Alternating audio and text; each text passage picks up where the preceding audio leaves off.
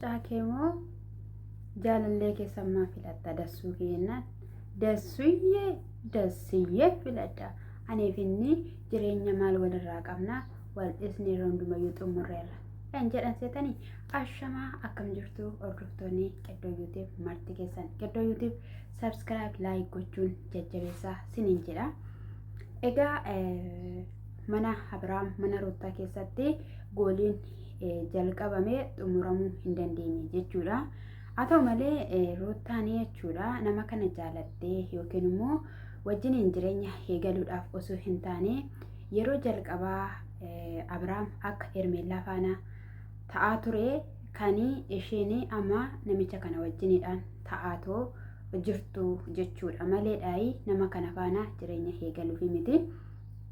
Haa ta'u malee egaa Abeel jechuudha takka azidha takka acheedha Hermeellaa eessa akka geessee Hermeellaa akkatti dhiisee dhufee jechuudha Abiraamidhaa fi Ruutaadhaan walitti deebisuudhaa fi xibbeen taphatu nuuf hin galle.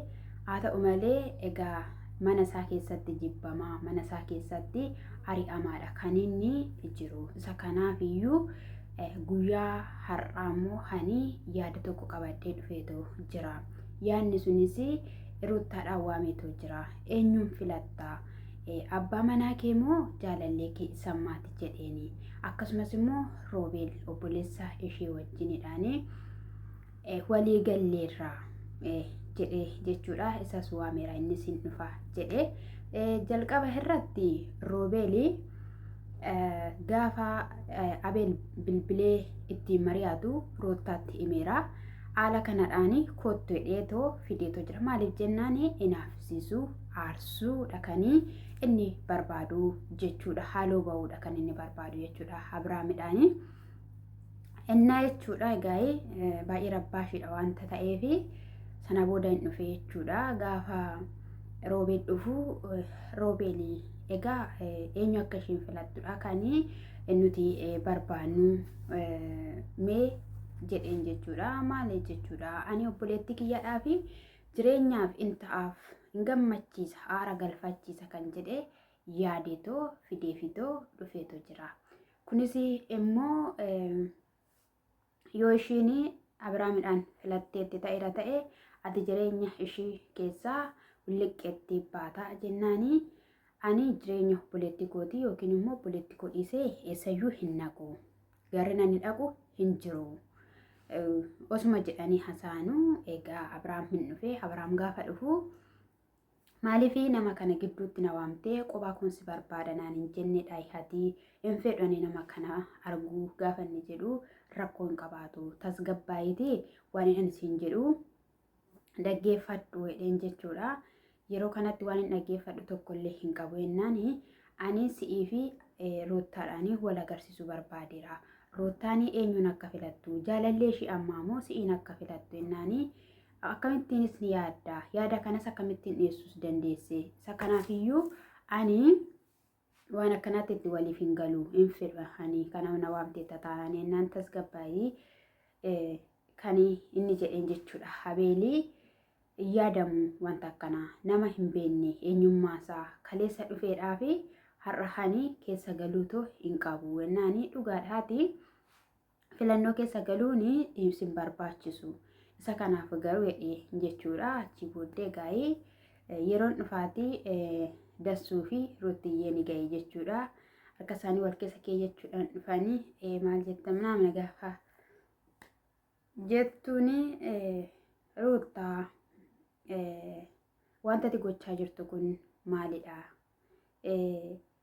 Abbaan mucaa keessa jira. Jaalallee kootiin nati jettee fiddes kinoo jira. Kana lamaan keessaa eenyudhaan filachuu dandeessa jennaani anii fi Abiraamii homaa tokkoyyuu walirraa hin qabnu. Fin'eerras xumurreerras har'ammoo ani jireenyaan eegaleetu jira. Isa faananii waan hundumayyuu ta'uu barbaada. Gaafa jettu hin fakkeessitaa sobadhaa xiiqiidhaan qabamteetidha hinaaffaadhaan qabamteeti malee Oma fuula keerraa gammachuu kan jedhamu kanii ifa ta'ee jiru hin jiru. Kanii Abeel jedheeni gaafa kanaayyuu kana caalamoo sitti fakkaateetidha. Ati maaliif achi as jettaa inni asiif achi si hojjisiisu maalidha jetteeni. Innis immoo maal jedhama faayidaadhaaf yoo si qabe faayidaadhaan jennaani obseetedha faayidaa kan jettu maal jechuu barbaadde. Ani nama faayidaan deemus miti. Ani nama waan hundumaa gochuu danda'udha. Roobeel immoo ittiin arraaggabiin jennaani gara barbaadetti si oofee booda ibidda keessa si galchuu danda'a. Jireenya ibiddaatti si oofuu danda'a. Gaafa inni jedhuun maal jechuudha ibiddatti eessayyuu nan geessu. Ani nama waan hundumayyuu beekudha jetteen jechuudha. Amma kana waan tokko hin dubbatu jechuudha. Abrahaam jechuudha. Dhumaa tokkoyyuu hin dubbatu jechuudha. Cal jedhee dhaggeeffachaa ta'u kan inni ture jechuudha. Isinii galeera. Kanaafiyyuu jechuun amma hinaaffaas haa ta'u coggaarraan koo akka ittiin na gubatee akka ittiin na waadame atis waadamiidha. Kaayyoon Ruuttaa jechuudha. Haaloo baadha kan ishiin jirtu maleedha. Akkuma isiniin jedhee jireenyaan miti kan barbaadu. Tokkoffaa irratti immoo samaanaa isaanii akka isaan jedhanitti tarsaasaniiru. Yookiin iyyuu simmiidhaniitu waraquma wayii achitti si farrameera hodhu jedhanii diraamaafis ta'uu danda'u. Isaanii jireenya subaate kan jiraachaa yookiin immoo viidiyoo subaate kan isaan yeroo hundumaa waraabanii nu biraadhaan gahanii gosa lamaan ilaalan miidiyaa isaanii jechuudha. Takkattuu gammadanii anis malee waliin jedhanii jaalala walitti agarsiisanii keekii isaanii waliin muruu. Takkattuu immoo wal bulcuuqanii wal kukkutanii akkana bahanii immoo wii adda bahan akkamitti jennee dubbannuuf jechuudha. Jireenya dhugaa ta'e tokko jiraatanii wanti saba isaan hordofanittis agarsiisan tokkollee hin jiru. Egaa isa kanadha. Kanaafiyyuu danda'e jiraadhu. Akkasumallee yoo si danda'amaa ta'e hiriyaa kee jabeessi jechaanidha kanii dasuunis ture jechuudha.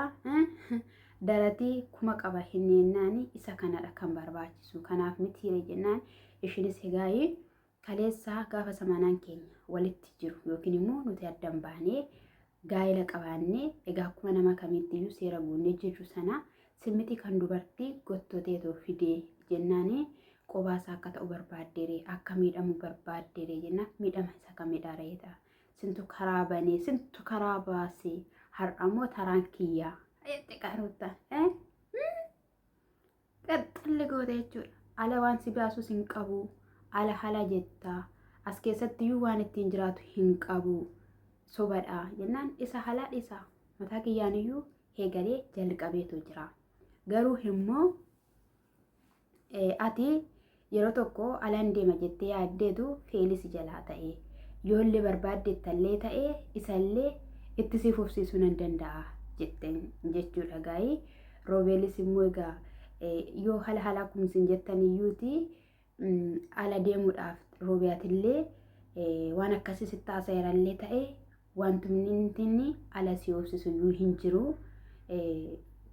Fuulli isaa nama halaa dhiisiiti nama biyya keessaa yoo fakkaatu jennaani nama hojiiti Roobeel nama hojiitiin tattaafataa hojiidhaan yookiin immoo bakka akkasittiin agarsiisa malee fakkeessuun hin agarsiisu hinni kanatti fuulli isaa ximbeessedhe yookiin immoo shunduruur maal jedhama xoolageedha kan inni akkasii natti fakkaate akkas ta'ee jedhee jechuudha na lakkeedhaan. Nu amma isa gaansin jedhee mucaanii jechuudha. Qaallitti dhuma nama gaheeyyuun fakkaatu jalqaba irratti jechuudha. Kiroo gara Ruuttaa adda dhufee TikTok illee banate viidiyoo lama tokko gaafa abaaboo qabatee gara mana Ruuttaa dhaqee kan viidiyoo wayii waraabee salammataa immoo Ruuttaa mataa dura godhe viidiyoo wayii waraabeetu jira jechuudha. Viidiyoo reefu banata jechuudha. Reefu TikTok illee banamaaf jechuudha. Viidiyoo lama wanni isa jala kan jiru TikTok isa jala kan jiru innaa isa kanadha jechuudha. Akkasumas immoo Abiraamii fi Hermeelaan illee kaleessallee TikTok irratti waan ta'e viidiyoo wayii gallakkisaniiru jechuudha waraabanii. Maalidha nuuf hin galle ifa nuuf hin taane giraanuu gabba'e Abiraam achitti isaan gatee deeme ishee deeme haa jennu ishee. Takkan turtuu jechaanii turanii ashoofaa ta'u turanii fakkeessitu hundumtiyyuu beekaa akkas gootachaanii ture Abeelii.